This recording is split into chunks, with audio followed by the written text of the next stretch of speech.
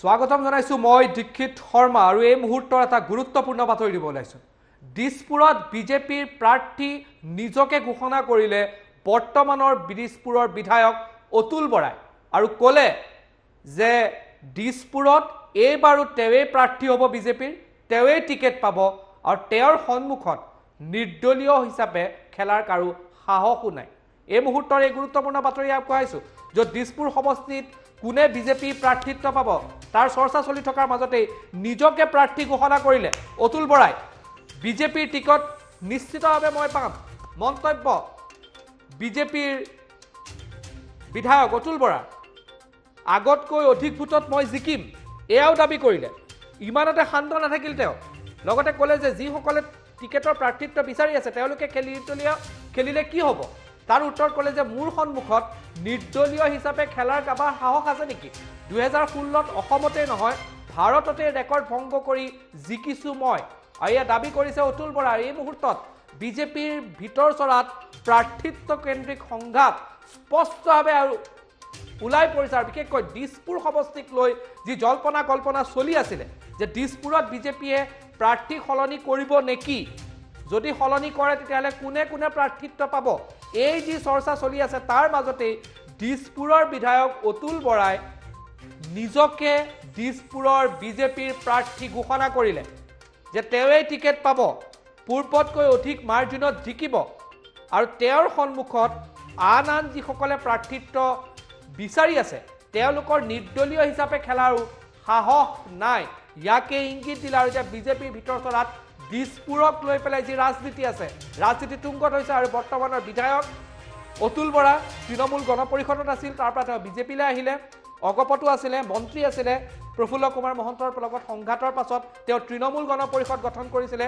2004 চনত তেওঁ লোকসভা নিৰ্বাচনো খেলিছিলে য'ত তেওঁ কিৰীপ চলিহা আৰু ভূপেন হাজৰিকাৰ লগতে এজন প্ৰাৰ্থী আছিল, কিন্তু গুৱাহাটীৰ ৰাইজে তেওঁক প্ৰত্যাখ্যান কৰিছিলে। তাৰ পাছত তেওঁ 2014ৰ আগে বিজেপিত যোগদান কৰিছিলে।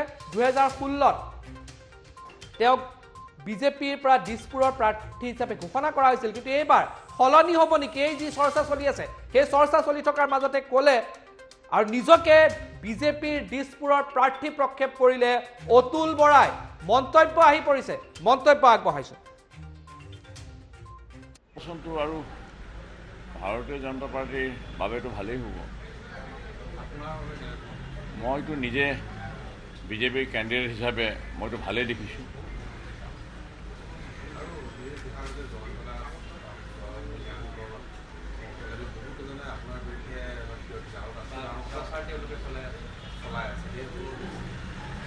মোৰ বিৰুদ্ধে থিয় হৈছে বুলি মই নকওঁ, তেওঁলোকৰ নিজৰ এটা ইচ্ছা যে তেওঁলোকে ইলেকশ্যন খেলিবলৈ মন কৰিছে। যিটো সমষ্টিৰ মই বিধায়ক, তেওঁলোকে ঘূৰি ফুৰিছে, তেওঁলোকে আশা এটা পুহি ৰাখিছে। তেওঁলোকে টিকেট পোৱাৰ আশা কৰাটোত মই কেলে বেয়া পাম, তেনেকৈতো আশা আগতেও কৰিছিল। তেওঁলোকৰ আশা কি ধৰণে তেওঁলোকে পূৰণ কৰে মই নাজানো। মোৰ আশা বুলিবলৈ কথা নহয়, নিশ্চিতভাৱে মই বিজেপিৰ টিকেট পাম আৰু নিশ্চিতভাৱে মই যোৱাবাৰৰ যিটো মাৰ্জিন আছিলে কংগ্ৰেছৰ লগত তাতকৈ অধিক বেছি মাৰ্জিনত মই জয়লাভ কৰিম। এইটো মোৰ বিশ্বাসৰ কথা কৈছোঁ।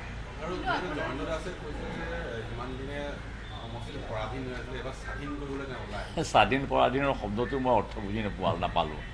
আলফা স্বাধীনৰ কথাটো বেলেগ, ভাৰত স্বাধীনৰ কথা বেলেগ, আৰু সমষ্টি স্বাধীন পৰাধীন এইবোৰ কথা সাধাৰণতে আন মানুহে ব্যৱহাৰ কৰা নাছিল। এইবাৰ প্ৰথমবাৰৰ কাৰণে শুনিছোঁ।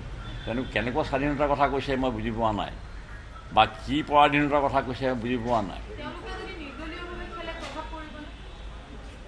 নিৰ্দলীয় হিচাপে খেলিবলৈ সাহস কৰিব জানো অতুল বৰা? মই যিটোৱে প্ৰায় অসমৰ নহয় ভাৰতৰ ৰেকৰ্ড ভংগ কৰিছোঁ, 1,29,200 ভোট মাৰ্জিন আছিলে যোৱাবাৰ 16 চনত, আৰু কোনোবাই সাহস কৰিব নেকি নিৰ্দলীয় উঠিবলৈ? মই নহ'ব তেওঁলোকে নিৰ্দলীয় হৈ উঠিব, আৰু উঠিলে মই স্বাগতম জনাম, মই আদৰণি জনাম। একো নপৰে, বৰঞ্চ মোৰ ভালহে লাগিব ইলেকশ্যন খেলিবলৈ ভাল লগা সেইটো এটা কাৰণ হ'ব পাৰে তেওঁলোকে যদি নিৰ্দলীয় খেলে।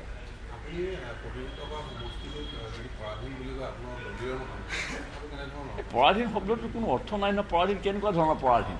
ভাৰতে স্বাধীনতা লাভ কৰিছিলে, সেই সময়ৰ স্বাধীনতা শব্দটো আমি তেনেকৈ ব্যাখ্যা কৰিছোঁ। আৰু পৰাধীন মানে কি, মোৰ ওচৰলৈতো সাধাৰণ মানে মানুহৰ সংখ্যাটোহে বেছি আহে, ওচৰলৈ আহে। ডাঙৰ ডাঙৰ পুঁজিপতিবিলাকৰ বিৰুদ্ধেতো মই যুদ্ধই কৰি আছোঁ। ষ্টাৰ চিমেণ্টৰ বিৰুদ্ধে যুদ্ধ কৰিছোঁ, সৃষ্টিনগৰৰ বিৰুদ্ধে যুদ্ধ কৰিছোঁ। মই দেখোন যুদ্ধই কৰি আছোঁ। মই নাথাকিলে 5টা বছৰত দিছপুৰ সমষ্টিত 5টা আৰু নতুন চিমেণ্ট ফেক্টৰী হ'লহেঁতেন। মই কালিও পৰহি এইকেইদিনৰ ভিতৰতো মই পাহাৰ কটা বন্ধ কৰাৰ কাৰণে DFO ৰেঞ্জাৰক মই অৰ্ডাৰ দিছোঁ। কিন্তু সিহঁতে মনে মনে এই ধৰণৰ কিছুমান অশুভ কামত লিপ্ত হৈ থাকে আৰু কিছুমানে মানে এই ধৰণৰ পাহাৰ পৰ্বত কাটি তহিলং কৰাৰ মানসিকতাৰে মানে ব্যৱসায় কৰাৰ মানুহ কৰে, ধন ঘটে, এইবিলাক চলি আছে। তাৰ বিৰুদ্ধে মই সদায় যুঁজি আছোঁ আৰু মই যুঁজি থাকিম।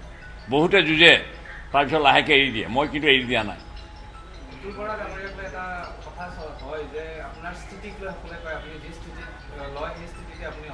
অটল থাকোঁ।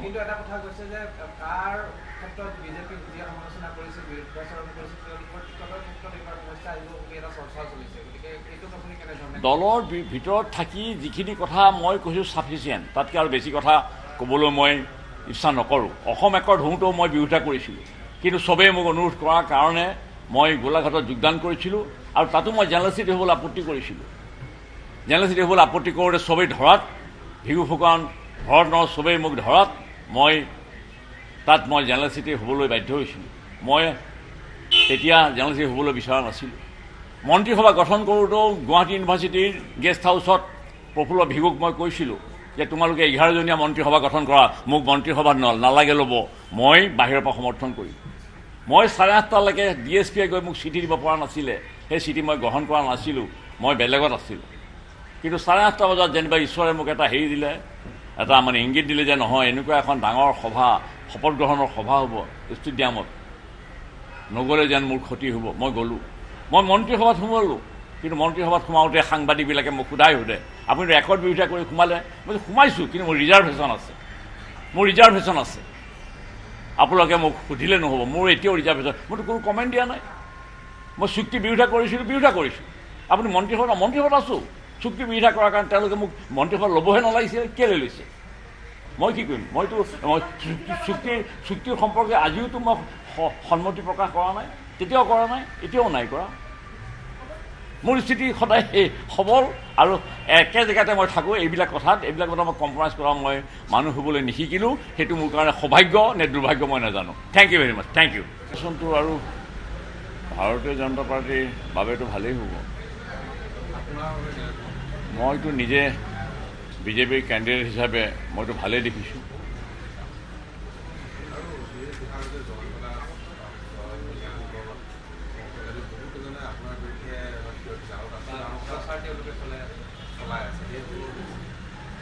মোৰ বিৰুদ্ধে থিয় হৈছে বুলি মই নকওঁ, তেওঁলোকৰ নিজৰ এটা ইচ্ছা যে তেওঁলোকে ইলেকশ্যন খেলিবলৈ মন কৰিছে। যিটো সমষ্টিৰ মই বিধায়ক, তেওঁলোকে ঘূৰি ফুৰিছে, তেওঁলোকে আশা এটা পুহি ৰাখিছে। তেওঁলোকে টিকেট পোৱাৰ আশা কৰাটোত মই কেলৈ বেয়া পাম? তেনেকৈতো আশা আগতেও কৰিছিল। তেওঁলোকৰ আশা কি ধৰণে তেওঁলোকে পূৰণ কৰে মই নাজানো। মোৰ আশা বুলিবলৈ কথা নাই। নিশ্চিতভাৱে মই বিজেপিৰ টিকেট পাম আৰু নিশ্চিতভাৱে মই যোৱাবাৰৰ যিটো মাৰ্জিন আছিলে কংগ্ৰেছৰ লগত, তাতকৈ অধিক বেছি মাৰ্জিনত মই জয়লাভ কৰিম। এইটো মোৰ বিশ্বাসৰ কথা কৈছোঁ।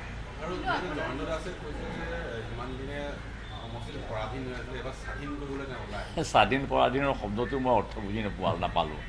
আলফা স্বাধীনৰ কথাটো বেলেগ, ভাৰত স্বাধীনৰ কথা বেলেগ, আৰু সমষ্টি স্বাধীন পৰাধীন এইবোৰ কথা সাধাৰণতে আন মানুহে ব্যৱহাৰ কৰা নাছিল। এইবাৰ প্ৰথমবাৰৰ কাৰণে শুনিছোঁ। কেনেকুৱা স্বাধীনতাৰ কথা কৈছে মই বুজি পোৱা নাই, বা কি পৰাধীনতাৰ কথা কৈছে বুজি পোৱা নাই। নিৰ্দলীয় হিচাপে খেলিবলৈ সাহস কৰিব জানো? অতুল বৰা মই, যিটোৱে প্ৰায় অসমৰ নহয় ভাৰতৰ ৰেকৰ্ড ভংগ কৰিছোঁ, 1,29,200 ভোট মাৰ্জিন আছে যোৱাবাৰ 16 চনত, আৰু কোনোবাই সাহস কৰিব নেকি নিৰ্দলীয় উঠিবলৈ? মই নহ'ব তেওঁলোকে নিৰ্দলীয় হৈ উঠিব, আৰু উঠিলে মই স্বাগতম জনাম, মই আদৰণি জনাম। একো নপৰে, বৰঞ্চ মোৰ ভালহে লাগিব ইলেকশ্যন খেলিবলৈ ভাল লগা সেইটো এটা কাৰণ হ'ব পাৰে তেওঁলোকে যদি নিৰ্দলীয় খেলে।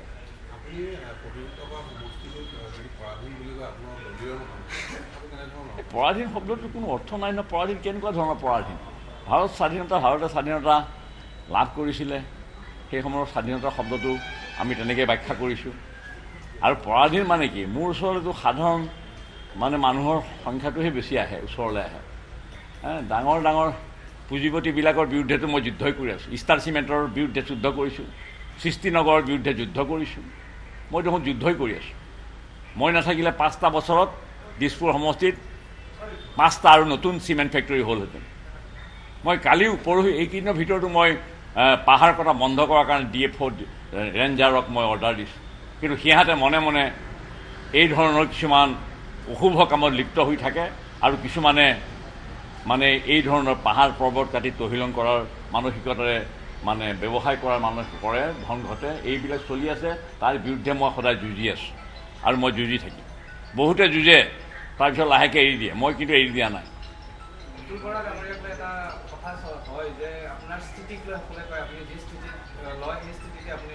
অটল থাকোঁ।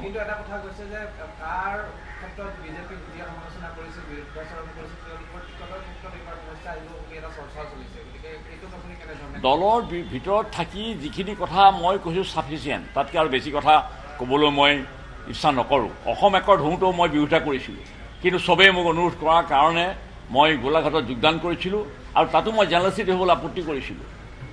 জাৰ্নেলিষ্ট হ'বলৈ আপত্তি কৰোঁতে চবেই ধৰাত, ভিগু ফুকন, ভৰত চবেই মোক ধৰাত মই তাত মই জাৰ্নেলিষ্ট হ'বলৈ বাধ্য হৈছিলোঁ। মই তেতিয়া জাৰ্নেলিষ্ট হ'বলৈ বিচৰা নাছিলোঁ। মন্ত্ৰীসভা গঠন কৰোঁতেও গুৱাহাটী ইউনিভাৰ্চিটিৰ গেষ্ট হাউচত প্ৰফুল্ল ভিগুক মই কৈছিলোঁ যে তোমালোকে 11জনীয়া মন্ত্ৰীসভা গঠন কৰা, মোক মন্ত্ৰীসভাত নালাগে ল'ব, মই বাহিৰৰ পৰা সমৰ্থন কৰিম। মই 8:30টালৈকে DSPয়ে গৈ মোক চিঠি দিব পৰা নাছিলে, সেই চিঠি মই গ্ৰহণ কৰা নাছিলোঁ, মই বেলেগত আছিলোঁ। কিন্তু 8:30টা বজাত যেনিবা ঈশ্বৰে মোক এটা হেৰি দিলে, এটা মানে ইংগিত দিলে যে নহয়, এনেকুৱা এখন ডাঙৰ সভা, শপত গ্ৰহণৰ সভা হ'ব ষ্টেডিয়ামত, নগ'লে যেন মোৰ ক্ষতি হ'ব। মই গ'লোঁ, মই মন্ত্ৰীসভাত সোমালোঁ। কিন্তু মন্ত্ৰীসভাত সোমাওঁতে সাংবাদিকবিলাকে মোক সোধে আপুনি ৰেকৰ্ড বিৰোধিতা কৰি সোমালে? মই সোমাইছোঁ, কিন্তু মোৰ ৰিজাৰ্ভেশ্যন আছে। আপোনালোকে মোক সুধিলে নহ'ব, মোৰ এতিয়াও ৰিজাৰ্ভেশ্যন, মইতো কোনো কমেণ্ট দিয়া নাই। মই চুক্তি বিৰোধিতা কৰিছোঁ। আপুনি মন্ত্ৰীসভাত আছোঁ, চুক্তি বিৰোধিতা কৰাৰ কাৰণে তেওঁলোকে মোক মন্ত্ৰীসভাত ল'বহে নালাগিছিলে, কেলৈ লৈছে? মই কি কৰিম? মইতো চুক্তিৰ সম্পৰ্কে আজিওতো মই সন্মতি প্ৰকাশ কৰা নাই, তেতিয়াও কৰা নাই, এতিয়াও নাই কৰা। মোৰ স্থিতি সদায় সবল আৰু একে জেগাতে মই থাকোঁ। এইবিলাক কথা মই কম্প্ৰমাইজ কৰা মই মানুহ হ'বলৈ নিশিকিলোঁ। সেইটো মোৰ কাৰণে সৌভাগ্য নে দুৰ্ভাগ্য মই নাজানো। Thank you very much. Thank U.